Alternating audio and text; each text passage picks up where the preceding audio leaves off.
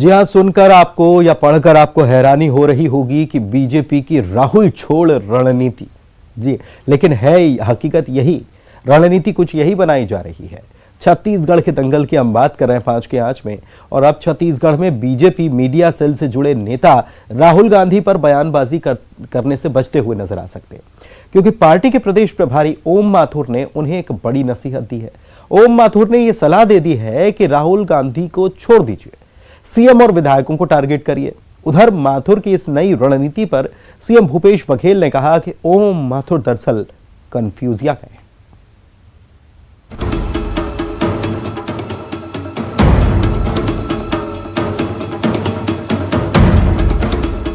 Chhattisgarh BJP के प्रभारी ओम माथुर ने एक दिन पहले कहा था कि राज्य में कांग्रेस कोई चुनौती नहीं, लेकिन अब उन्होंने पार्टी के नेताओं को नसीहत दी है कि राहुल गांधी पर बयानबाजी करने के बजाय सूबे के मुख्यमंत्री और विधायकों पर हमलावर हो जाइए। रायपुर में तमाम पार्टी नेताओं की मौजूदगी में मीडिया सेल को ओम माथुर ने नया मंत्र दिया। उन्होंने तोल मोल कर बोलने की सलाह तो दी ही, साथ ही ये भी कहा कि कांग्रेस के राष्ट्रीय लीडर राहुल गांधी को टारगेट करने के बजाय चुनावी मौसम में प्रदेश के विधायकों पर आक्रामक होने का वक्त है। हर विधानसभा की इशू कलेक्ट करें, हमको टारगेट विधानसभा करनी है। छोड़ दीजिए पार्टी का नाम, छोड़ दीजिए, विधानसभा टारगेट करिए, और वहां कम से कम एक दो दौरे भी करने पड़ेंगे आप लोगों को। तो इसलिए नीचे की व्यवस्था, मैं बार बार कहता हूं, आप भूल जाइए कांग्रेस और राहुल, आप सिर्फ भूपेश बघेल को और विधायक को टारगेट करिए, बस एक लक्ष्य रखिए। बीजेपी नेताओं को ओम माथुर से मिली इस नसीहत पर सीएम भूपेश बघेल ने करारा जवाब दिया। दरअसल एक रोज पहले ही ओम माथुर ये कह चुके हैं कि राज्य में कांग्रेस उनकी पार्टी के लिए कोई चुनौती नहीं है। यहां तक कि दावा किया था कि एक बार फिर यहां पर बीजेपी की सरकार बनने वाली है, लेकिन अब उनकी नसीहत कुछ और इशारा कर रही है।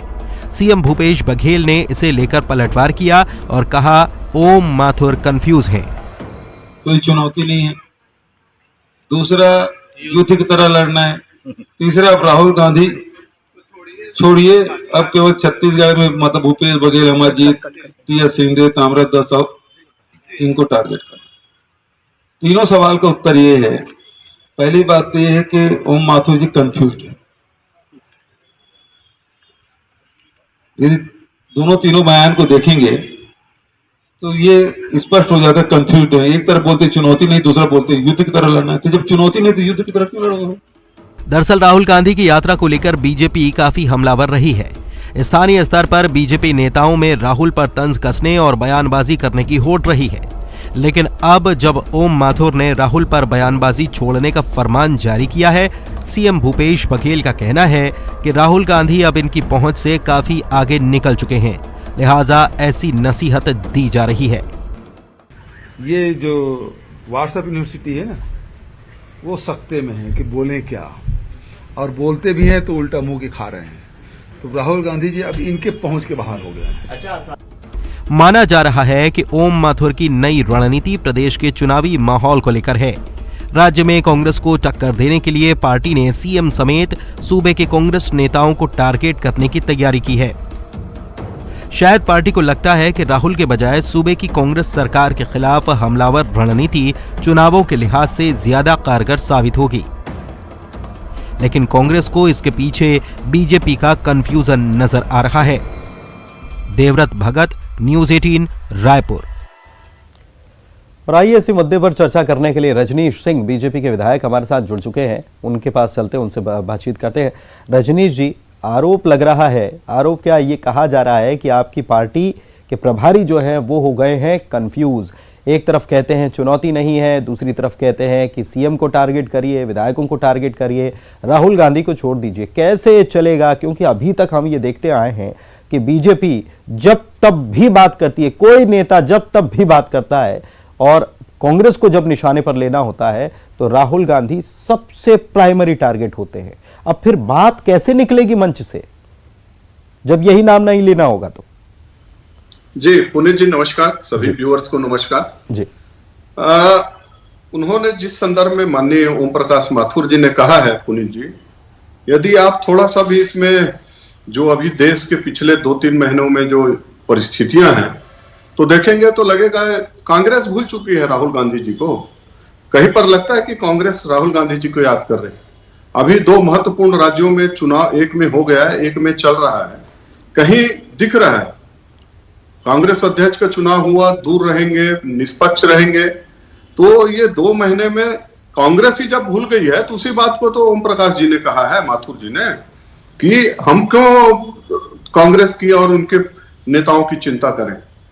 यहां पर भारतीय जनता पार्टी को सिर्फ और सिर्फ इन्होंने जो झूठी घोषणाएं करके जो छत्तीसगढ़ के लोगों के साथ में छल किया, उन चीजों को अपने को जनता के बीच लेके जाना है। जो बार बार बोलते हैं ना अहंकार में कि हमारे 71 विधायक हैं, 71 विधायक हैं, तो उन्हीं के बीच में जाके हमको इनके जो झूठ छत्तीसगढ़ के लोगों को, चाहे हमारी माताएं बहनें हो, चाहे किसान हो, चाहे हमारे श्रमिक हो, चाहे शासकीय कर्मचारी हो, जिस तरह से खुला लूट मचा रखे हैं, माफियागिरी चल रही है, कानून व्यवस्था का राज नहीं है, इन्हीं चीजों को लेकर जाने के लिए है। तो निश्चित है जब कांग्रेस ही ये तो चुनौती है ही नहीं जिनको टारगेट करने का बोल रहे हैं। सुशील जी हमारे साथ जुड़े हुए हैं, सुशील आनंद शुक्ल कांग्रेस की तरफ से। सुशील जी स्वागत करता हूं आपका, आपको आवाज मिल पा रही? जी धन्यवाद, आवाज आ रही है जी। सुशील जी, रजनीश जी हमारे साथ जुड़े हुए हैं, बीजेपी के विधायक हमारे साथ जुड़े हुए हैं, और हालिया जो ताज़ा बयान सामने आया, 4 दिन का दौरा 3 दिन का हो गया, और उसके बाद जब बयान उन्होंने दिया है, प्रभारी जो है ओम माथुर, वो कह रहे हैं कि अब राहुल गांधी को टारगेट करने की जरूरत नहीं है, अब लोकल टारगेट करना पड़ेगा। मतलब सामने सामने की फाइट खेलो, दूर आरोप मत लगाओ। दरअसल ओम माथुर जी कंफ्यूज है। ओम माथुर जी के पहले छत्तीसगढ़ में जितने भारतीय जनता पार्टी के प्रभारी थे, वे भी कंफ्यूज थे। तीसरे प्रभारी हैं, आपको याद होगा कि जब ओम माथुर जी आए तो उन्होंने आज उत्साह में बोला छत्तीसगढ़ में भारतीय जनता पार्टी के सामने कोई चुनौती नहीं। अच्छी बात है, मुगलते में रहिए आप, लेकिन 2 दिन रहने के बाद यहाँ पे जब उनके कार्यकर्ताओं से फीडबैक, आप लोगों के माध्यम से फीडबैक मिला, तो उसके बाद उनको यहाँ की जमीनी हकीकत समझ आ गई। उनको ऐसा लगता है कि भूपेश बघेल का छत्तीसगढ़ में मुकाबला करने के लिए भारतीय जनता पार्टी नहीं है।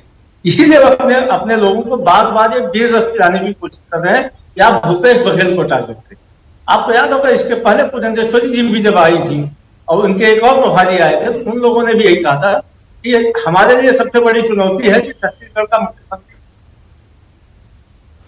ठीक है, आपके सिग्नल की कुछ दिक्कत आ रही है। मुख्यमंत्री का किसान होना बोले उन्होंने हमारे लिए बड़ी चुनौती। हाँ। उसके बाद उन्होंने कहा कि मुख्यमंत्री का ओबीसी होना हमारे लिए बड़ी चुनौती। हाँ। तो भारतीय जनता पार्टी के लगातार जिस प्रकार से नेता कंफ्यूज है, दरअसल छत्तीसगढ़ में भारतीय जनता पार्टी के पास में हमारे मुख्यमंत्री के मुकाबले उसका दावा उतना बड़ा कोई नेता नहीं, इसीलिए चेहरा सामने करने से करते हैं। ये बार बोलते हैं नरेंद्र मोदी के चेहरे टारगेट करेंगे। अब इनके द्वारा कहा जा रहा है कि मुख्यमंत्री को टारगेट करें। दरअसल भारतीय जनता पार्टी के 15 साल के कुशासन के बाद पहली बार छत्तीसगढ़ की जनता को ऐसा लग रहा है कि उनके बीच का आदमी मुख्यमंत्री बना है, एक छत्तीसगढ़िया मुख्यमंत्री बना है जो छत्तीसगढ़ के लोगों की भावनाओं को समझता है। लेकिन मुख्यमंत्री को टारगेट करो तो ये तो साफ, अगर ये कहा जाता है कि मुख्यमंत्री को टारगेट करो, रजनीश जी, या विधायकों को टारगेट करो, तो स्वाभाविक है कि मुकाबला उनसे है और वो भारी है, इसलिए उनको टारगेट करना जरूरी है। ये तो बिल्कुल साफ है। अगर कोई रणनीति बताए कि साहब इसी प्यादे पर हमला करना है, या इसी हमको ऊंट को मारना है, या इसी घोड़े पर हमको मारना है, तो जाहिर सी बात है कि वो परेशान कर रहा है, तभी आप उसके ऊपर हमला कर रहे हैं। देखिए पुनीत जी, चुनावी जो मैथमेटिक्स होता है, वो अंक गणित जो होता है वो बहुमत का हिसाब से होता है।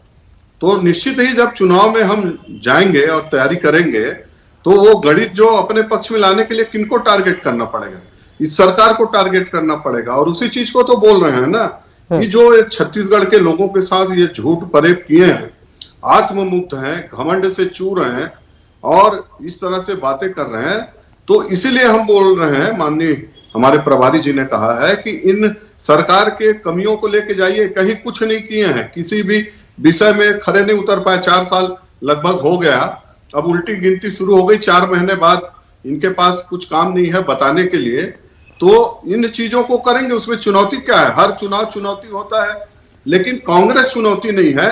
और ये सरकार चुनौती नहीं है, इन बातों का जिक्र किया है और वो बिल्कुल सच है। इसलिए सच है कि इन 4 वर्षों में छत्तीसगढ़ की जनता, 2.5 करोड़ जनता अपने को ठगी हुई महसूस कर रही है, अपने साथ विश्वासघात हो गया ऐसा लगता है। हर वर्ग में बहुत ज्यादा आक्रोश है, निराशा है और आप इसका तमाम जगह पर आप जाके देखिए, चाहे कर्मचारी हो, साल भर से कोई ना कोई पंडाल लगा हुआ है, हमारे माताएं बहनें धरने पर बैठी हैं, तो कौन सा क्षेत्र है जो ये है, किसान की बात करते हैं, जगह जगह किसान का आंदोलन चल रहा है, हमारे आदिवासी भाई बंधु 15-18 साल में कभी उनको लेकिन इन इस सब तरह ये सब जब बीजेपी के कोई भी प्रवक्ता या हमारे साथ मेहमान जुड़ते हैं, ये सब बातें जब गिनाते हैं तो फिर वही बात याद आती है कि इसमें बीजेपी कहां खड़ी है। वो दिवंगत शिक्षक जिनकी पत्नियां, जो विधवाएं अनुकंपा नियुक्ति की मांग कर रही हैं, कहां हैं आपके लोग वहां पर? कहां है नियमितीकरण की मांग करने वाले कर्मचारियों के साथ बीजेपी? केवल मुद्दे गिनाने के लिए टीवी पर? नहीं, बिल्कुल नहीं पुनीत जी। यदि आपने ध्यान दिया होगा, विधानसभा में जितने भी यदि आपके लोग गए होंगे, तो चाहे विधानसभा में हो चाहे बाहर सड़क पे हो, हर मुद्दे पर लगातार, अभी हमारे युवा मोर्चा ने किसके लिए आंदोलन किया था, हमारी माताएं बहनों ने किसके लिए आंदोलन किया था, तो हम लगातार ये आंदोलन करते रहे हैं और आने वाले समय में एक एक वर्ग के लेकर के इनके खिलाफ में सड़क से सदन तक की लड़ाई लड़े हैं। ये बात बिल्कुल सब तथ्य के साथ मैं कह सकता हूं कि चाहे कर्मचारियों का मुद्दा हो, चाहे माताएं बहनों का हो, चाहे हमारे युवा साथियों के साथ। लेकिन आंकड़े तो ये बताते हैं कि राजनीतिक आंदोलन से ज्यादा तो कर्मचारी जो है वो आंदोलन कर चुके हैं, आंकड़े ये बताते हैं। सुशील जी भी हमारे साथ जुड़े हुए हैं। राहुल गांधी का नाम नहीं लेना है, राहुल गांधी को छोड़ दीजिए, ये अगर ओम माथुर कहते हुए नजर आते हैं तो क्या इससे सुशील जी हम माने कि ये राहुल गांधी जो पदयात्रा निकाल रहे हैं कहीं ना कहीं उसका असर है? निश्चित तौर पर उसका असर भी है। दूसरी यदि आप स्थानीय स्तर पर देखें तो ये इस चीज की स्वीकारोक्ति है कि छत्तीसगढ़ में भारतीय जनता पार्टी के पास में कोई मुद्दे नहीं बचे हैं, इनके पास में कोई नेता नहीं बचा है। इसीलिए बार बार ये मोदी के चेहरे का जिक्र करते हैं। अरे ये बोलते हैं कि हमारी सरकार के खिलाफ में आज तक भारतीय जनता पार्टी एक बड़ा आंदोलन नहीं खड़ा कर पाई। ये बोलते हैं कि युवा मोर्चा ने आंदोलन किया, युवा मोर्चा ने बेरोजगारी के खिलाफ आंदोलन किया था। बेरोजगारी के खिलाफ का आंदोलन नरेंद्र मोदी सरकार के खिलाफ होना चाहिए। आज इस देश में सबसे कम बेरोजगारी दर कहीं की है तो छत्तीसगढ़ की है। सबसे ज्यादा युवाओं को, 5 लाख से अधिक युवाओं को छत्तीसगढ़ में रोजगार मिला है और आने वाले 5 साल में 12 से 15 लाख युवाओं को रोजगार देने के लिए हमारी सरकार ने छत्तीसगढ़ रोजगार मिशन का गठन किया। ये महिलाओं के आंदोलन की बात करते हैं। निश्चित तौर पर महिलाएं जो आंदोलन करती वो छद्म मुद्दों के आधार पर नहीं, महिलाओं के आंदोलन की बात होगी तो महंगाई के आंदोलन की बात होगी। जो 200 रुपए लीटर में खाद्य तेल हो गया उसके आंदोलन की बात होगी। जो गैस सिलेंडर 400 से 1150 हो गया उसकी बात होगी। छत्तीसगढ़ में भारतीय जनता पार्टी मुद्दा विहीन है, नेतृत्व विहीन है, नेता विहीन है। इनके स्थानीय नेताओं को केंद्रीय नेतृत्व के ऊपर से भरोसा, केंद्रीय नेतृत्व का भरोसा उठ गया है। इसके साथ ही इनके नेताओं पर से इनके कार्यकर्ताओं का भरोसा उठ गया। पुनीत जी 2018 के चुनाव में 3/4 बहुमत से हारने के बाद भारतीय जनता पार्टी चुनाव दर चुनाव जनता का भरोसा खोते जा रही है। अभी ये भानु प्रतापपुर के चुनाव में गए हैं, एक पूरी की पूरी भारतीय जनता पार्टी एक ऐसे व्यक्ति के खिलाफ के लिए चुनाव प्रचार करने जा रही है जिसके ऊपर में 15 साल की मासूम बच्ची के साथ में दुराचार का आरोप लगा है, जिसके ऊपर में 376 का आरोप है, जिसके ऊपर सामूहिक दुराचार का आरोप है, जिसके ऊपर में एक बच्ची को जबरिया दे। ठीक है, रजनीश जी से पूछ लेते हैं ना कि महतारी ओंकार रैली निकाली थी। रजनीश जी, महतारी ओंकार रैली निकाली थी, महंगाई पर बात नहीं की और आज जब आपके प्रत्याशी मैदान में उतरे हैं तो उनके ऊपर गंभीर आरोप निकलकर सामने आए। पुनीत जी देखिए, ये विषय पर बहुत सारी चर्चा हो गई है और मैं शुक्ला जी को चैलेंज कर रहा हूँ, चुनौती दे रहा हूँ कि आप उनको गिरफ्तार क्यों नहीं कर सके 4 साल तक। अरे हम आज टीवी में बैठ गए, अब चुप रहो शुक्ला जी, अब सुनिए भारतीय जनता पार्टी जी, इनको मैंने नहीं टोका है, इनको नहीं टोका। अरे शर्म आपको आनी चाहिए। नहीं, लेकिन एक मिनट रजनीश नहीं, एक मिनट रजनीश जी, आपका सवाल जो है, नहीं रजनीश जी सुन तो लीजिए, आपका सवाल जो आप चुनौती दे रहे हैं वो टेक्निकली कैसे सही हो सकता है? मुझे आप ये बताइए कि क्या छत्तीसगढ़ की पुलिस, झारखंड में जो मामला हुआ है उसमें गिरफ्तारी का काम छत्तीसगढ़ की पुलिस करेगी क्या? ये टेक्निकली कैसे नहीं। हो सकता है, आप मुझे थोड़ा सा समझाइए। नहीं, अभी इनको 4 साल बाद याद आया ना, मेरे को याद दिला दीजिए कि अरे चुप रहो ना, अब सुनो ना, अब सुनो ना, सुनो ना, उसके बाद तो 2 साल हो गए ना। क्या पुनीत जी, ये इस तरह से इनकी बौखलाहट है, हार का डर है, बौखलाहट है। यदि जो बात अभी लेके आए हैं, 4 साल से सरकार क्या कर रही थी, जाके करती ना बात, वहां तो इनके सरकार के मंत्री लोग हैं, ये सरकार है ना वहाँ, ये बौखलाई हुई सरकार है, हार का इनको डर है, इसलिए टीवी में आके चीखेंगे, चिल्लाएंगे, 4 महीने और चिल्ला लो शुक्ला जी, 4 महीने, उसके बाद जनता आपके ना चिल्ला को समझ रही है, आपको बताने वाली है, जवाब देने वाली है। अरे तो आपकी निष्क्रियता है, आपकी अकर्मकता है, पूरे प्रदेश में कानून है। कांग्रेस को शर्म आनी चाहिए, कांग्रेस को शर्म आनी चाहिए कि ऐसे आरोप लगा रही है जिसमें उसको कार्रवाई नहीं कर सक रही। अरे अपनी सरकार है, झारखंड में बोलो ना कार्रवाई क्यों नहीं की, जब ये जानकारी थी तो ये जानकारी छुपा के रखना, ये जानकारी छुपा के रखना, छुपा के रखना। आप उतने बड़े आरोपी हो, आप उतने बड़े आरोपी हो, इसलिए सरकार को कोई नैतिक दायित्व नहीं है, आपका कोई नैतिक दायित्व नहीं है। पूरे कांग्रेस पार्टी को शर्म आनी चाहिए, कांग्रेस को शर्म आनी चाहिए। चलिए शर्म की बात तो छोड़ दीजिए, शर्म की बात छोड़ दीजिए।